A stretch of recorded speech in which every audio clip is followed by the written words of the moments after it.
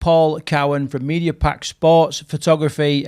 He's got a finger on the pulse down there with everything SCL and Rugby League around the capital and in the south as well. So thanks for joining us, Paul. How are you doing? Yeah, we're good, thanks. Okay, so first of all, if you can just give us like a brief summary of how the Southern Conference League is kind of is building to this big finish.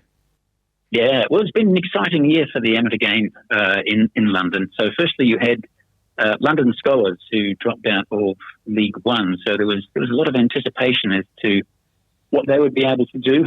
Unfortunately, they turn out to be one of the stories of the season. So through various reasons, they've been unable to field an away team this year and sort of have officially now dropped out for this season. I think it's part of a rebuilding strategy for them. So moving out from the semi-pro, they lost a few players straight away.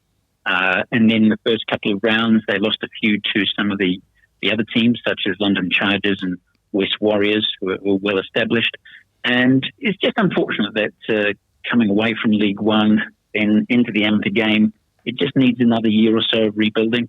So they're a strong club, good junior grouping as well, so they'll be back in.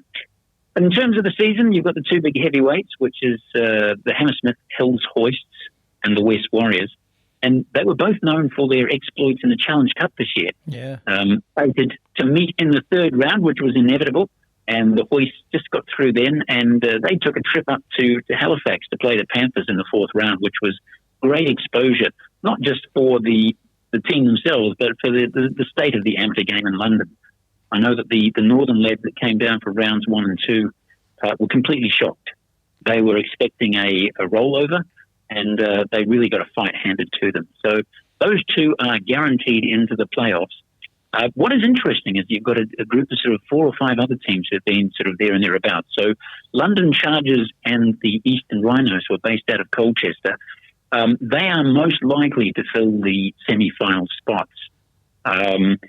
The only potential that could happen there is Bristol All Golds. They're currently sitting on 8 points, and with 3 games in hand, if they win their 3 and Eastern Rhinos lose their 2 plus the forfeit they've got against Scholars, they'll end up on 14 apiece. But with the points differential going more the way of Bristol at the moment, it's still all to play for, so it's still coming through. But that'll be our top 4. We've also had the Bedford Tigers, who interestingly put in a bid to go for League One amongst a couple of other teams.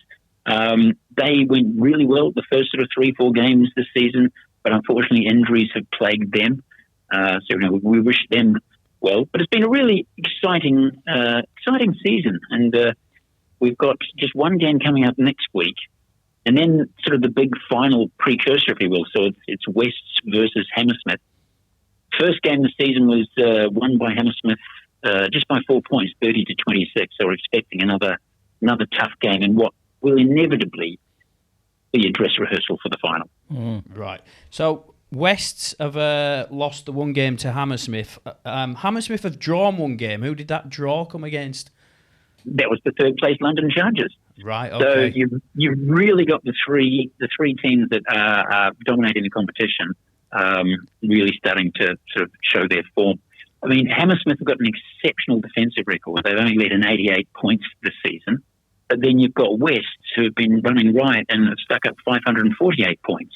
Correct. So it's a really different sort of clash of style. And it's an interesting game. I mean, they're mates off the field, but, being sort of Aussie and Kiwi based, very much intense rivalry on the field. But, it's a healthy situation, especially with Chargers and Rhinos, who had a streak of 4 wins. So a bit of a dodgy start to the season, 4 wins in a row. Unfortunately, they got brought down to earth with a bump around 2 back with a 76-0 shellacking from West Warriors, who were in no mood to show any mercy. Ouch. With the Southern Conference League and then the London Men's Premier, which sits underneath that, it's a relatively healthy situation for the amateur game. What we need to do in London is to see what the pathway is then to enable that to move into League One, now that you've got Scholars dropped out, and what the pathway is with what's happening with the Super League. So unfortunately, the Broncos in the scenario, the beginning of the year, where it looks like they'll be back down to the championship. But it's still a relatively healthy situation. The juniors are doing well, and even like the women's game. I know the West Warriors have got a women's side at the moment. The London Broncos ladies will be, contesting for the final in the Women's Southern Championship. So, apart from, dare I say, a bit more support from up north. Yeah, and it's a contentious point, and it's not just London. It is the South, and it is the Heartlands. Everyone's feeling a little bit of the strain, and I just really want this season to be done and dusted to understand what the playing field is going to be for the next few years. I know London is very much a target. We filled out the Emirates Stadium for the semi-final, England versus Samoa, and on the back of that, there's belief that there is an appetite. Unfortunately, it isn't translating at the local level, so we're not getting the crowds at the games. But the game itself is relatively healthy, and there is enough volunteers. There's enough support staff. We've got some fantastic referees and officials down here.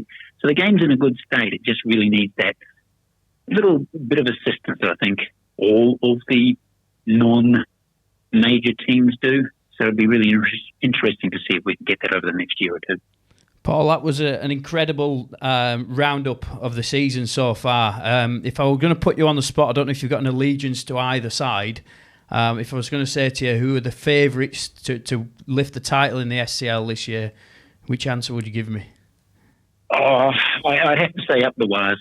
I'm a Kiwi, and it has to be the West Warriors. Right. If only because it's a great rivalry with Hammersmith, and they really are games played at pace and with ferocity. So as a neutral and as someone delightfully who gets to capture this on the photos, I love it. I just want to see a great game. But I think Hammersmith picked it last year, so it's West Warriors for me this year. Brilliant. Okay, Paul, that's been really insightful. I've really enjoyed listening to you and the summary of rugby league down there, not just the SCL. So thanks for taking the time to speak to us today. Where can people find some of your images? Yeah, well, on Facebook, it's under Media Pak Sports Photography. On Instagram, it's at PAC_68. It's just it's a hobby. It's just something I do, but there's no money at this level in any of this sort of stuff. But I think most of us committed to league outside of sort of the Super League area do this for love of the game. And one of the reasons it wasn't a league table or the Southern Conference League, or wasn't being updated, frequently enough. I just built my own and started publishing this thing. Yeah. I've committed to try and get out to every one of the clubs this season, just so they've got a decent set of photos for them. Yeah, there's a lot of love for the game, and I think that's what we need to keep remembering is that week in, week out, there's some dedicated folks that get out there to help us keep putting on the game we love. And even podcasts like this, I love listening. I love hearing people talk about the game. So keep up the good work. Well, thanks, and you're a great servant for the game, and personally, thanks for us for keeping your eye on rugby league down there. And feel free to keep in touch. I'd love to keep your updates coming on the Southern Leagues. That'd be great. 100%. I'll give you an update once we get to the finals. Cheers, Paul. Paul Cowan then, giving us a roundup there of the Southern Conference League. Really in-depth insight. The guy's got his finger on the pulse. So thanks for doing that, Paul, and we hope to speak to you again as the as the finals kind of kick in there. What do you take from that, Carl?